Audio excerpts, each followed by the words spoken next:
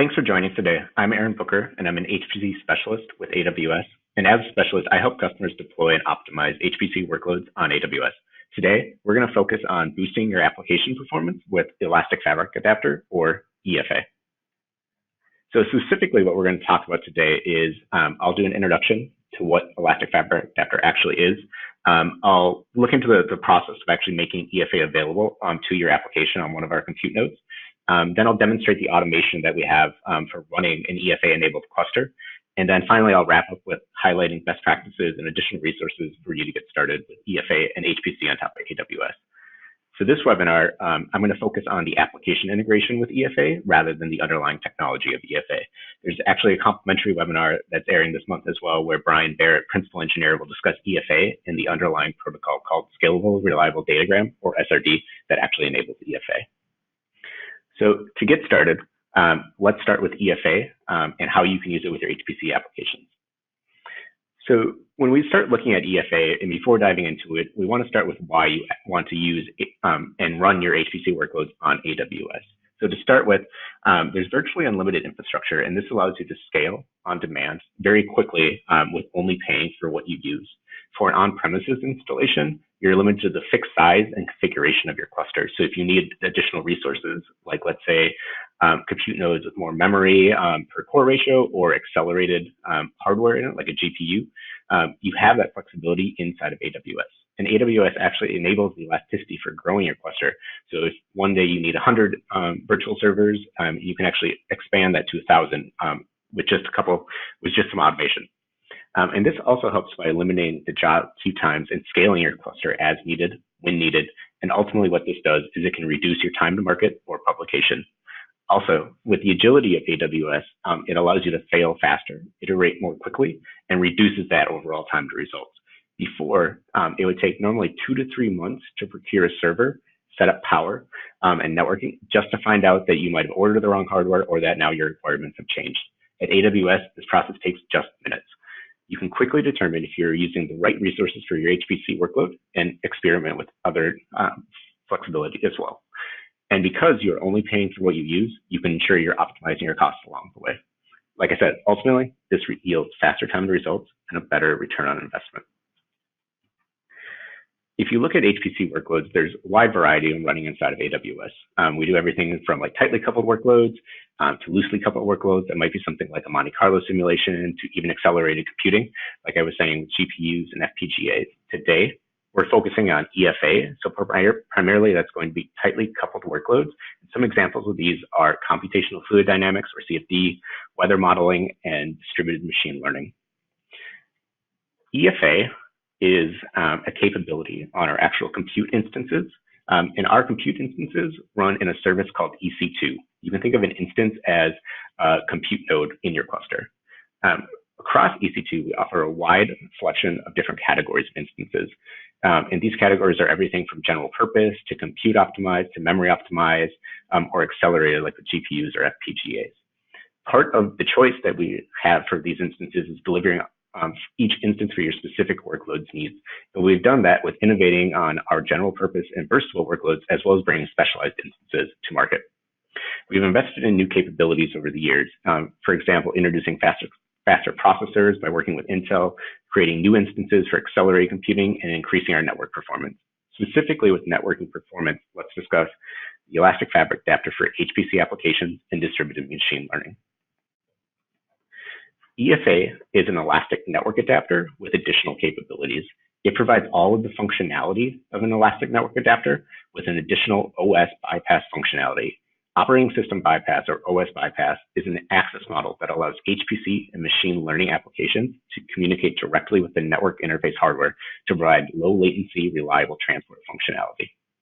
With EFA, tightly coupled HPC applications have access to lower and more consistent latency, as well as higher throughput than traditional TCP channels, which enhances the performance of instance-to-instance communication for scaling tightly coupled HPC applications.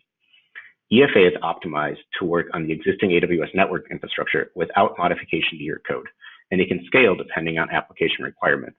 Most applications will work as is once a supported version of MPI is made available to that application. EFA is available as an optional EC2 networking feature that you can enable on any supported EC2 instance type at no additional cost. It's currently offered in select instance families, and the largest instance in each family. For example, the C5N 18 extra large is a compute optimized instance which provides 36 cores, 192 gigs of memory, and 100 gigabits per second networking that's attached to it. If we look at how EFA works with the software stack for your application, as I previously mentioned, EFA provides an OS bypass access model that allows HPC applications to communicate directly with the network interface hardware to provide low latency and that reliable transport functionality. Traditionally, HPC applications use MPI to interface with the system's network transport. In AWS, this meant that applications interface with MPI, which then uses the operating system's TCP IP stack and the Elastic Network Adapter device driver to enable communications between instances, as shown in the diagram on the left, without EFA. With EFA on the right, HPC applications use MPI, or NVIDIA's Collective Communications Library, or NCCL, for machine learning applications to interface with the libfabric API. The libfabric API bypasses the operating system kernel and communicates directly with the EFA device to put packets on the network. This reduces the overhead and enables HPC applications to run more efficiently. And currently, EFA integrates with libfabric and supports OpenMPI, Intel MPI, and NCCL. So to get started with EFA, there's 4 different steps. So you provision an Elastic Fabric Adapter network interface, attach it to an EC2 instance, install the required software and application, and then run your application. This can manually be done through the console AWS command line interface or an AWS SDK, or it can be automated with a number of different tools.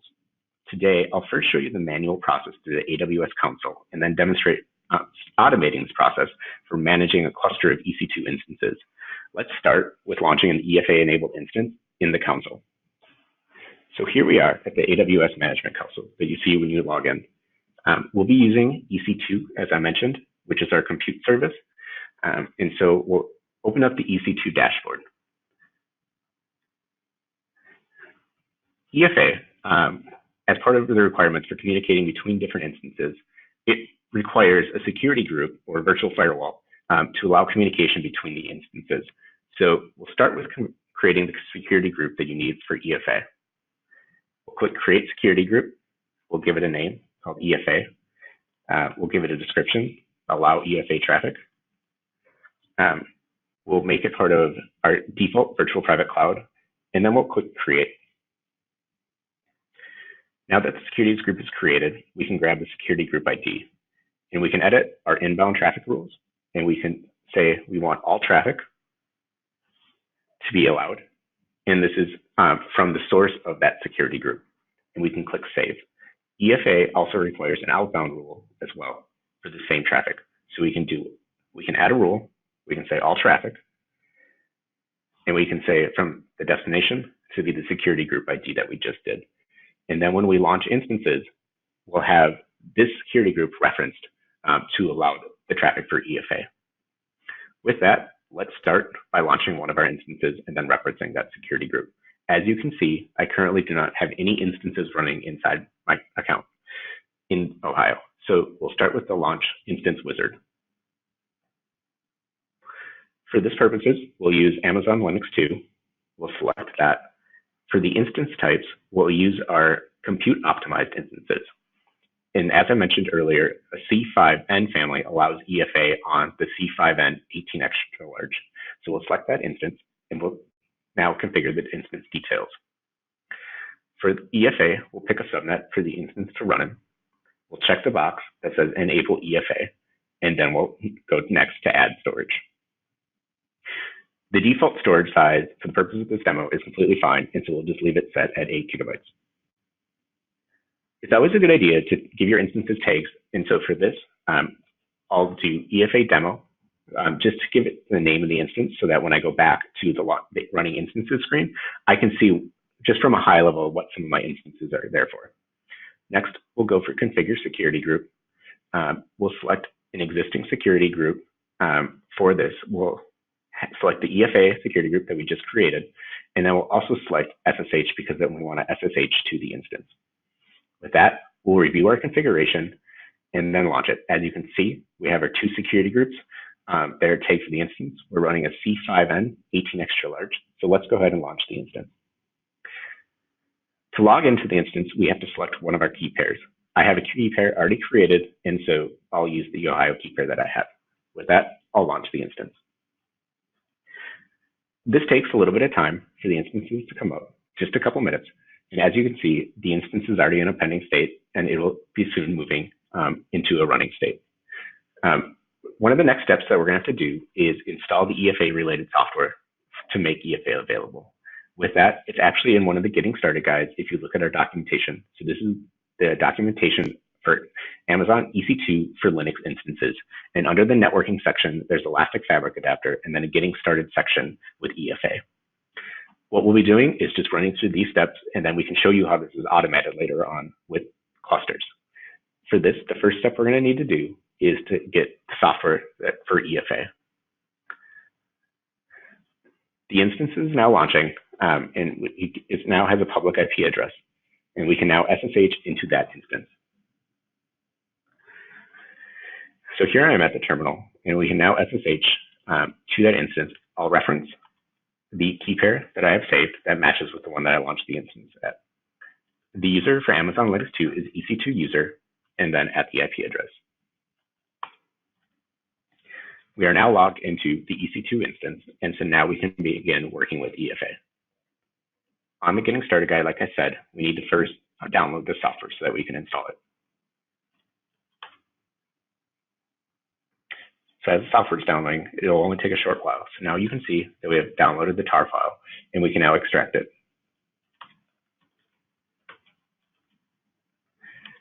We now have a directory with the EFA installer. We can change in that directory and then see that there's actually the installation scripts that are there. And you can see there's several options for the actual to install EFA. And so what we'll do is we'll run the installer, and then we'll actually run it without prompting for a confirmation as well. So the installer will run, and it will be downloading packages that we need for EFA. And for example, it will download several libraries. It will also download things like libfabric that it will install to make EFA available. This only takes a short couple of minutes for it to install.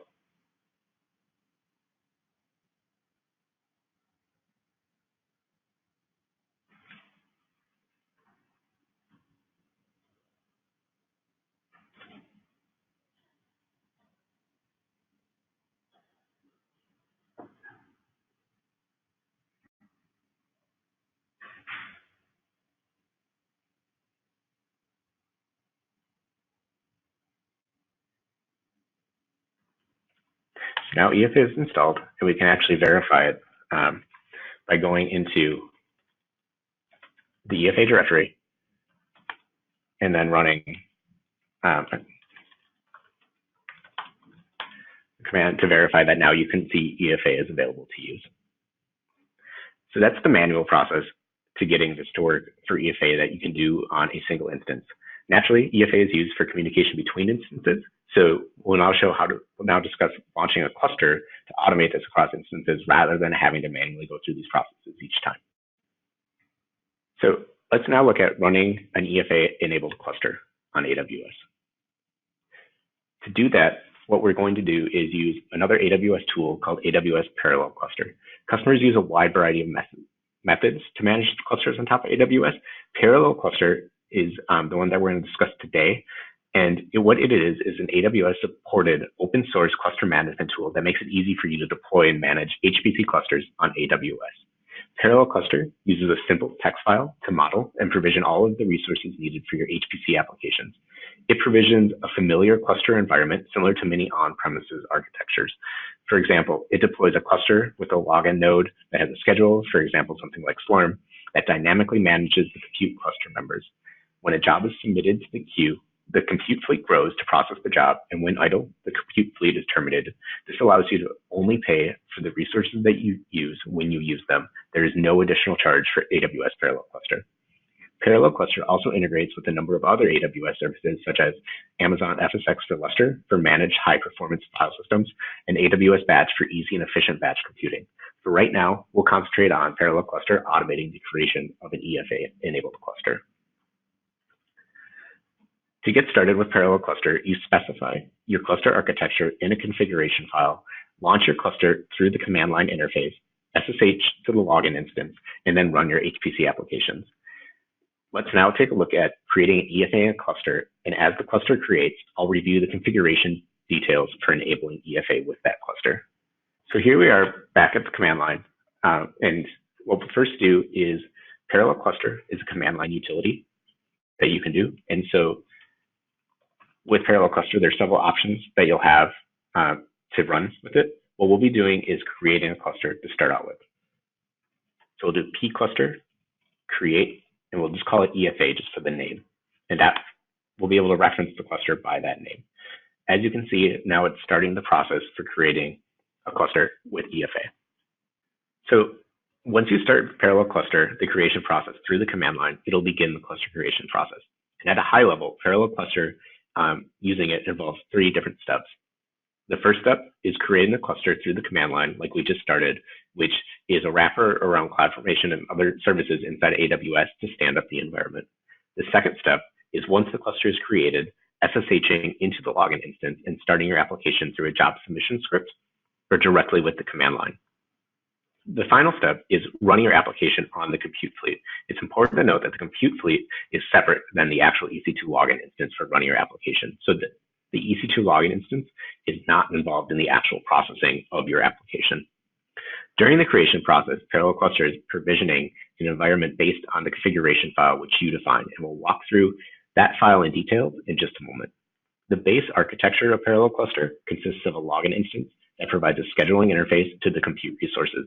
It also provides other things like NFS shared directories that are then mounted on each of those compute resources. By default, ParallelCluster dynamically manages the compute fleet based on the job scheduler's queue and compute utilization. So when you submit more jobs, it'll scale out the compute fleet based on your configuration, and then when those resources become idle, it would also scale those compute fleet back in. Alternatively, you can also run ParallelCluster in a static configuration that has an always running compute fleet. For the purpose of today, that's what I'll be doing, but most customers run it in a dynamic configuration once they have it started. So let's take a look at the detailed configuration file and what makes it work with EFA. So here's a sample configuration file for AWS ParallelCluster. As you can see, it's broken up into different sections. And so there's 6 main sections to look at. The first is AWS, and this is where you specify your desired region. The second is the global section, and this is where you specify your desired template that will be referencing.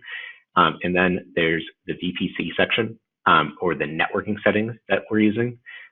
Then the EBS section, and so this is based for the storage that we're using and the shared directory from one of those NFS shares.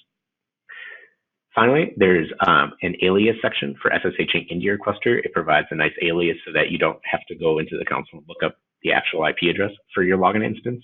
And then there's the cluster section, which is the bulk of the configuration for defining the per cluster configurations of your clusters. So you can actually have multiple clusters defined inside of your configuration file and then reference them in that cluster template in the global section. And this is just a limited set of configuration items that you can include. As previously mentioned, you can add other AWS services and features, for example, like FSX for Lustre. But today we'll concentrate on creating a simple EFA-enabled cluster. There's a couple sections in the configuration file, which I do want to call out, that actually enable EFA to work. The first is compute instance type. Similar to what we launched previously in the console, we'll be using a C5N.18 extra large for the compute instances. This provides, on a single instance, 36 physical cores or 72 virtual CPUs, 192 gigs of RAM, and 100 gigabits per second networking. The second configuration item is enable EFA. And as you can see, enable EFA is set to compute. This specifies that the Elastic Fabric actor is enabled for the compute nodes. Finally, the last parameter I do want to call out is placement group. Placement group is set to dynamic, which then creates a new placement group when it creates a new cluster. This launches the compute instances in a cluster placement group, which is a logical grouping of instances within a single availability zone. The chief benefit of a cluster placement group is the non-blocking, non-oversubscribed, fully bisection nature of the connectivity, and it works extremely well with EFA. Cluster placement groups are recommended for applications that benefit low network latency, high network throughput, or both, and if the majority of the network traffic is between the instances in the group, such as tightly coupled HPC workloads. For the purposes of today, I'm using a static compute fleet like I previously mentioned, and so I have my max queue size set to 2 and my initial queue size. What this does is it'll have 2 C5N.18 extra large instances running in my compute fleet that then we can log in and use. You could skip these settings and also allow ParallelCluster to dynamically manage the fleet for you as an alternative with the job scheduler. So let's go check to see on the progress of the cluster being stood up. We'll go back to our command line interface, and it's currently waiting on the master servers to create.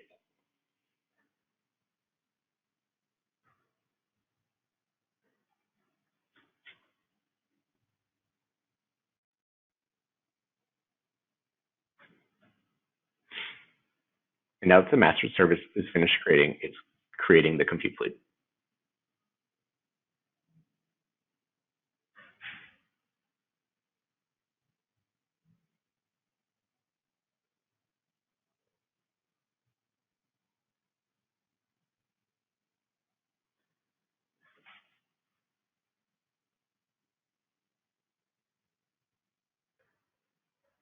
Now that the compute fleet is created, you can see that it actually put out what IP address we can reach it on. However, what we can also do is we gave it that name, and so we can list our clusters. And you can see that we do have one cluster running called EFA, like we called it. We can also use the alias command that I showed earlier to SSH to that cluster. And so we can do EFA, pcluster SSH EFA, and then give it the reference to the key pair that we need to log in. And this is just a convenient way of not always having to look up what that IP address is for the login instance. So now we are on the login node with EFA. And what we can do is, first we can verify that EFA is available. And so what we can do is we can look at our compute nodes that we currently have running. So this is with Slurm as a scheduler, and you can see that we have 2 compute nodes running. We'll SSH to one of those compute nodes.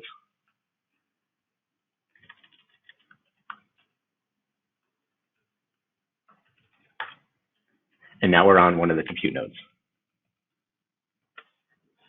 And what we'll do is we'll actually split my screen so you can start to see what's going on in the compute nodes and then also on the login instance. And so the bottom window is the login instance, and then the top window is the compute node. One thing that's important to note is at the bottom node is the login instance, and you can see that EFA is actually not available because by design, it's only on the compute nodes you'll be using it. And so if we move up to the top screen, which is one of the compute nodes, we can show that EFA is available, and you can see it as a provider that's listed. Just to show what will be going on the compute nodes, we'll install HTOP so we can see the activity on the different cores. So now we're back on the bottom screen, and we can run an application to show EFA. What I'll be doing for this demo is I'll be using Intel MPI to run and access EFA. And the runtime for Intel MPI is actually pre-installed on the cluster and available for you to use. And what we'll be doing is we'll be running just a small application, HPCG, for the purposes of the demo. A lot of times customers, when I first start talking to them, they do ask me, how can you ensure that you're using EFA when you have it running? The nice thing is that as a provider through libfabric, you can actually use the debugging utilities inside of your MPIs to verify that you're using EFA as a provider. And so for Intel MPI, we can actually just set the debug flag to 1 so that it will report out what provider we're using. Now that we're going to run our EFA application, we'll actually, once again, list what our 2 compute nodes that are running. And today, for the purpose of the demo, I'll actually do this manually rather than using a job scheduler. And that's one of the reasons why I chose to actually just have a static compute fleet running. And so we have two instances with 36 cores each. So we'll do a total number of processes of 72 with 36 on each node. And then for the hosts, we'll just reference our two hosts that we have running.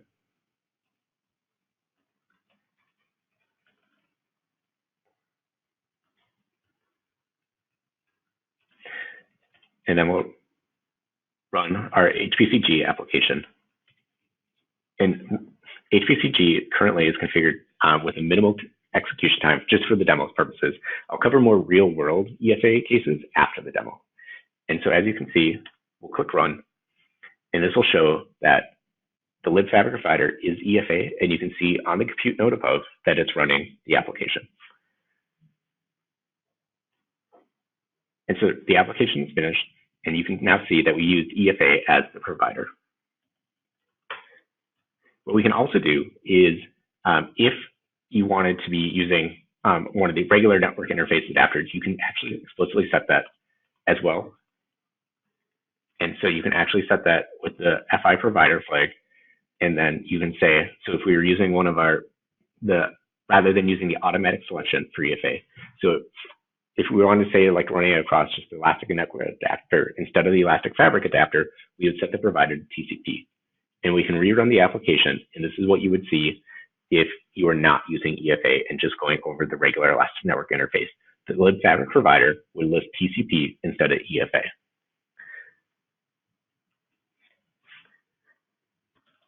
And one of the convenient things also is if you didn't want to rely on it automatically selecting, you can actually explicitly set the provider to EFA as well.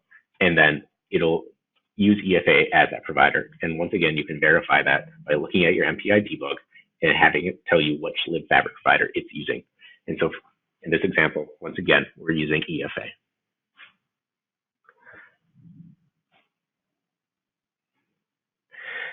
So now that we've finished running and demonstrating how you can run a simple application with EFA, what we'll do is we'll log out of our login instance, we'll list our clusters, and then we can actually delete the cluster because since now we're finishing using it. So we'll just do pcluster, delete EFA, and we'll actually start the automated process to delete all of the resources that it created when it stood up that cluster. So we just showed how to run an EFA-enabled cluster, and so now let's take a look at some examples of running EFA and then some best practices as well. So now that we looked at how to run an application on an EFA-enabled cluster, let's look at how others are running it at scale.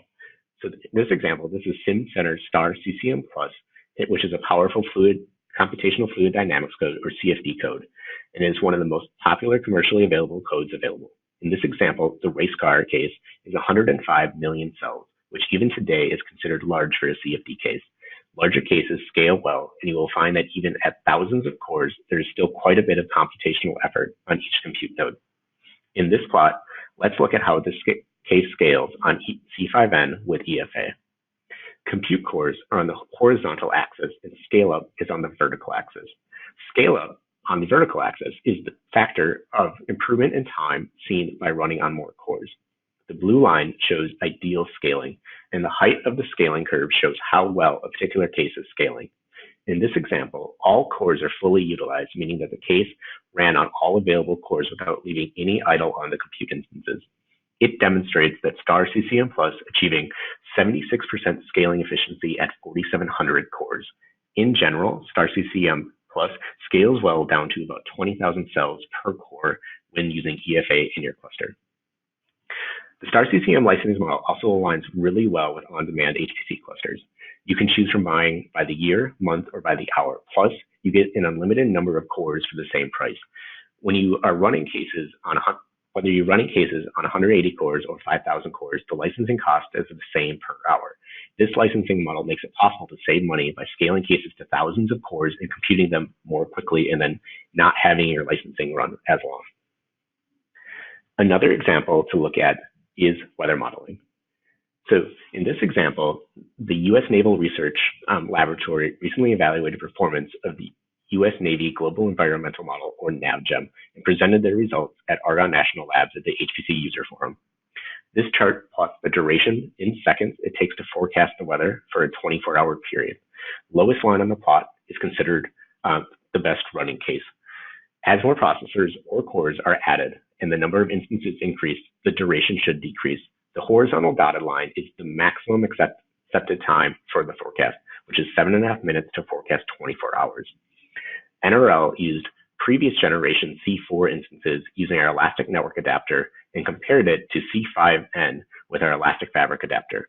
In this comparison, you can see that there was a 160% performance gain at larger core counts with C5N plus EFA, and actually a 23% performance increase than their on-premises Cray supercomputer that they were also comparing it against. As always, it is important to test with a real-world use case when you're testing your applications. Here's some other additional performance considerations for HPC on top of AWS. As I mentioned, using a real-world case, the only way to know that your production workload will perform in AWS is to test it in AWS. Most HPC applications are complex, and their memory, CPU, and networking patterns often can't be reduced to a simple test. Also, application requirement for infrastructure vary based on which application solvers your models use, the size and complexity of your models, etc. For this reason, generic benchmarks aren't reliable predictors of actual HPC production performance. With AWS, you only pay for what you actually use. Therefore, it is feasible to do a realistic proof of concept with your own representative model. We showed when we were running inside of the C5N ways to disable hyperthreading. A lot of customers, a lot of HPC applications benefit from hyperthreading. For Intel-based instances, we report the vCPUs as a single thread. And so the C5N.18 extra large that we were using has reported 72 virtual CPUs, which equates to 36 physical cores. Some HPC applications also can benefit from binding your processes to cores. We discussed on ways to launch in a placement group through the parallel cluster configuration file. Previously, with some of our other instance types, we discussed using different clock sources. We recommend using the default clock source on the C5 instances. As you saw today, we did not do anything to change that. We always recommend using an up-to-date OS. And then alternatively, some applications can also benefit from actually compiling on the host for the underlying processor features. For example, AVX 512. With that, I want to conclude the webinar with leaving you with some resources that you can use to get started. You can look at our AWS HPC site for general information. We have resources on that site as well, where you can find links to additional webinars, white papers, and blogs. There is an AWS well-architected HPC lens white paper that you can read, which talks about using the AWS well-architected framework mapped to HPC environments. And then finally, the Getting Started Resource Center is a fantastic place to look for resources for getting started on top of the platform with short 10-minute tutorials and things of that nature. So thanks again for joining the webinar today. And I look forward to hearing how you boost your application performance with EFA.